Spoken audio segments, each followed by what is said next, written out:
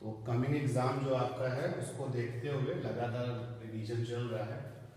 कई बार बता चुका हूँ, लेकिन आज थोड़ा ट्विस्टिंग मोड में ये क्वेश्चन है आपके लिए कि how we calculate ionization energy. किस चैप्टर से रिलेटेड? एटम। और अगर आयनाइजेशन एनर्जी का क्वेश्चन बनता है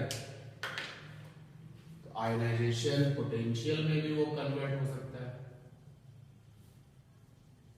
आयनाइजेशन पोटेंशियल कैसे निकालते हैं भाई इसको?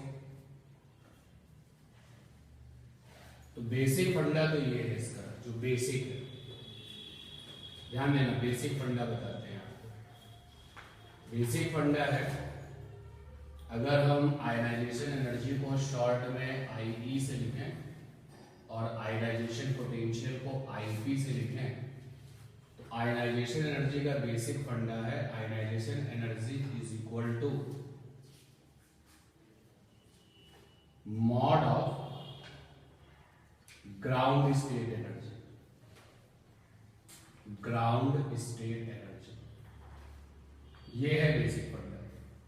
किसी भी एटम की जो ग्राउंड स्टेट एनर्जी है वो नेगेटिव में होगी तो उसका आपको क्या लेना है? मॉड ले लेना। आयनाइजेशन एनर्जी का मतलब क्या होता है? तो आयनाइजेशन का मतलब होता है कि ग्राउंड लेवल से, ग्राउंड लेवल पर कोई इलेक्ट्रॉन है, तो जब ग्राउंड लेवल पर कोई इलेक्ट्रॉन है तो इसके पास कितनी एनर्जी होगी? तो एनर्जी होगी इसके पास में माइनस का 13.6 जेड स्क्वायर बाई 1 स्क्वायर। क्योंकि एनर्जी का फार्मूला क्या होता है? एनर्जी का फार्मूला होता है आपका, बताएं, E is equal to minus का 13.6 Z square by n square. और ये फार्मूला जब आप यूज करते हो तो आंसर किस में आता है? इलेक्ट्रॉन वोल्ट में आता है।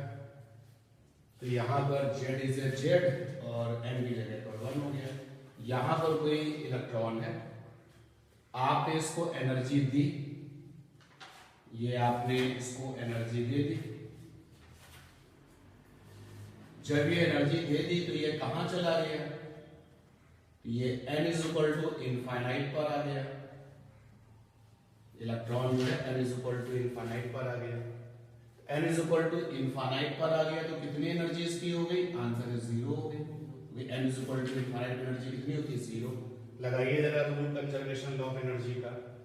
इतनी पहले से थी, ग्राउंड लेवल की एनर्जी पहले से ही थी, ध्यान देना इधर, ग्राउंड लेवल एनर्जी इसके पास पहले से ही। कितनी थी वो मैंने लिखी यहां पर, तो ग्राउंड लेवल एनर्जी पहले से थी, वो माइनस में थी, और ये एनर्जी आपने दे दी। तो ये एनर्जी जो आपने दे दी, जिसको लेकर के ये इलेक्ट्रॉन यहां से n is equal to infinite पर चला गया है, उसी गिवन एनर्जी को क्या कहते हैं? Ionization energy. तो हमने इसको एनर्जी दे दी, गिवन एनर्जी, और ये यहां से किस एनर्जी में पहुंच गया? 0 एनर्जी में पहुंच गया। इज इक्वल टू क्या हो गया? 0। तो ये जो गिवन एनर्जी की वैल्यू आएगी वो प्लस में आएगी कि नहीं आएगी? गिवन एनर्जी की वैल्यू आ जाएगी प्लस, और ground level energy, ground level energy, और जो ग्राउंड लेवल एनर्जी होगी वो किस में होगी आपके पास? माइनस में। तो वही यहां पर हमने शॉर्टकट आपको बता दिया। ये शॉर्टकट है कि ionization energy is equal to होता है ग्राउंड स्टेट की जो एनर्जी है उसका क्या ले लो? मॉड, और यही जो गिवन एनर्जी है वो क्या बन जाएगी? Ionization energy. लिख सकते हो ionization energy is equal to ground level energy, ground level energy. और अगर वो एनर्जी इलेक्ट्रॉन वोल्ट में है तो उसका इलेक्ट्रॉन वोल्ट हटा करके केवल क्या लिख दो? वोल्ट लिख दो, तो क्या बन जाएगा? Ionization potential. चलिए जरा एक क्वेश्चन देखिए। एक क्वेश्चन आपके लिए हमने सेट किया, ध्यान देना। For an atom, for an atom ground level energy, ground level energy is minus का 54.4 electron volt. Find ionization energy and ionization potential. तो अब आप सीधे डायरेक्ट यूज करोगे कि बेसिक फंडा होता है ionization energy is equal to mod of ground state energy. तो आप लिखोगे ionization energy, ground level energy आपकी माइनस में है, इसका मॉड ले लो यानी कितना 15.4 इलेक्ट्रॉन वोल्ट। और अगर वो एनर्जी इलेक्ट्रॉन वोल्ट में है तो पोटेंशियल के लिए क्या करोगे, ionization potential is equal to 54.4, ये जो यूनिट आपका इलेक्ट्रॉन वोल्ट है उसकी जगह पे क्या लिखोगे, वोल्ट। ठीक है।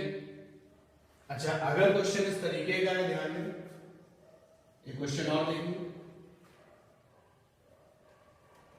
हटा रहे इसको, ठीक, एक क्वेश्चन और देखते हैं।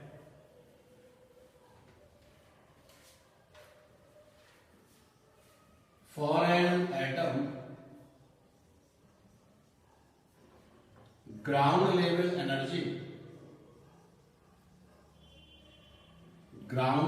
Energy is minus 1.65 10 to the power minus का 12 joule. Find ionization energy and ionization potential. तो फिर से आपने फंडा लगाया, ध्यान देना क्या चेंज है यहाँ पर। Ionization energy is equal to होता है जो ग्राउंड लेवल की एनर्जी है उसका मॉड ले लो। ग्राउंड लेवल की एनर्जी हमेशा नेगेटिव में ही होगी, इसका मॉड लोगे तो कितनी आ जाएगी 1.65 10 to the power minus 12 joule. Exam में ये थोड़ी ना कहा जा रहा है कि आप जो एनर्जी निकालो वो इलेक्ट्रॉन वोल्ट में निकालो। अगर ground level energy electron volt में दी गई है तो हमारी जो आयनाइजेशन एनर्जी है किस में आएगी, इलेक्ट्रॉन वोल्ट में आएगी। और अगर जूल में दी गई तो किस में आएगी, जूल में। अब आयनाइजेशन पोटेंशियल निकालना है तो आप फंस सकते हैं। यहां पर तो इलेक्ट्रॉन वोल्ट था, इलेक्ट्रॉन वोल्ट यूनिट हटा के केवल क्या लिख दो, वोल्ट लिख दो। और यहां पर जूल है लेकिन पोटेंशियल किसमें होता है, वोल्ट में। तो इस ऊपर वाली वैल्यू को किसमें बदल दो, वोल्ट में बदल दो। कैसे बदलेंगे वोल्ट में, जूल से अगर वोल्ट बनाना है तो कैसे बदलेंगे। तो जब आप जूल को कन्वर्ट करेंगे वोल्ट में तो जूल वाली वैल्यू में जो जूल की वैल्यू है उसमें आप डिवाइड कर देंगे किससे, 1.6 10 to the power minus 19 coulomb से डिवाइड कर देंगे तो ये क्या बन जाएगा, वोल्ट। तो रिजल्ट आ जाएगा 1.65 10 टू द पावर माइनस का 12 और अपॉन में 1.6 10 टू द पावर माइनस का 19। सॉल्व करके आंसर किसमें आ जाएगा, वोल्ट। तो आयनाइजेशन एनर्जी का जो बेसिक है वो किसी तरीके से आपको ग्राउंड स्टेट एनर्जी अगर मिल जाती है तो आप उसका मॉड ले लीजिए, क्योंकि ग्राउंड स्टेट एनर्जी किसमें दी होगी, नेगेटिव में दी होगी। और बड़ा ही रेयर चांस है कि वो जूल में दी जाए, अदरवाइज किसमें दी जाएगी, इलेक्ट्रॉन वोल्ट में। इलेक्ट्रॉन वोल्ट में अगर है तो पोटेंशियल में केवल इलेक्ट्रॉन वोल्ट ये यूनिट हटा दो और आप सीधे सीधे क्या लिख दो, 54.4। ठीक है। और एक क्वेश्चन लेते हैं, थोड़ा सा इस क्वेश्चन को ट्विस्ट करते हैं। आयनाइजेशन एनर्जी पर, पोटेंशियल पर क्वेश्चन गलत नहीं होना चाहिए। जो ग्राउंड लेवल की एनर्जी दी जाएगी उसके लिए, फॉर एन एटम, कि कोई एटम है, energy of fourth level is equal to minus का 7.4 electron volt. Find ionization energy.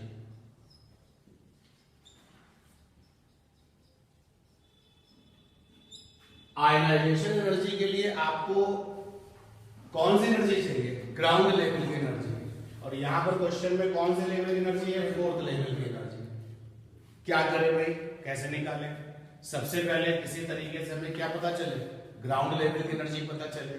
तो आपके पास फंडा है, क्या फंडा है, E इज इक्वल टू होता है माइनस का 13.6 Z square by n square.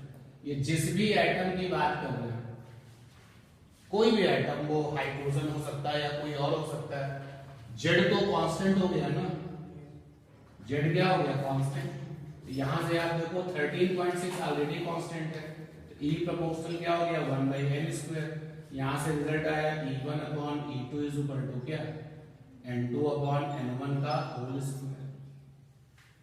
ठीक है, फोर्थ लेवल पर एनर्जी दी गई है, फोर्थ लेवल पर एनर्जी दी गई है, तो यहां पर हमने क्या लिखा, N1 की वैल्यू 4, E1 की वैल्यू है -7.4, और हमें किस पर चाहिए, 1 लेवल पर चाहिए, तो N2 की जगह पर 1 लिखा, और एनर्जी चाहिए तो यहां पर लिखा E डैश, ऊपर ये whole square.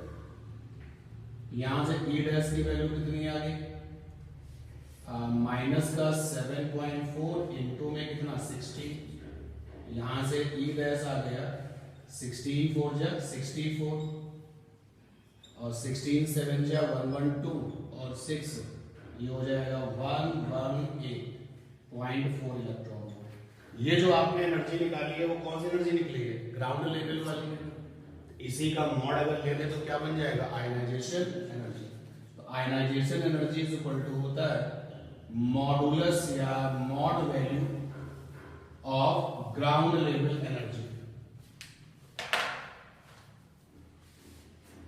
Ground level energy, और ग्राउंड लेवल एनर्जी इस क्वेश्चन में हमको डायरेक्ट नहीं दी गई थी, हमें कुछ एफर्ट्स करना पड़ा, उसका मॉडुलस लेने पर आएगा 118.4। इस फार्मूले में E1 जो पहले हमें दिया है, E2 जो हम निकालना चाहते हैं, तो n बराबर 4 के लिए वैल्यू दे रखी है, तो n1 माने क्या 4, E1 माने n बराबर 4 के लिए जो वैल्यू है हमें निकालनी क्या है, ग्राउंड लेवल n बराबर क्या होगा। तो ये रिजल्ट नहीं गलत होना चाहिए। मैं ये सब क्यों बता रहा हूं, जनरली लोगों के दिमाग में ये चीज ऐसे रटी होती है, उन्होंने इसको याद किया होता है कि आयनाइजेशन एनर्जी होती है 13.6 प्लस में, किसमें 13.6 प्लस में, लेकिन ये तब सही है जब वो कौन सा एटम हो, हाइड्रोजन। क्योंकि हाइड्रोजन एटम के लिए जब ग्राउंड लेवल में एनर्जी निकालोगे तो कितनी आती है, -13.6, तो उसी का मॉड लोगे तो क्या बन जाएगी, प्लस। बाकी क्वेश्चंस के लिए अगर वो हाइड्रोजन नहीं है तो आपके माइंड में सेटअप होना चाहिए ionization energy is equal to ground level energy का क्या, मॉडुलस। ठीक है।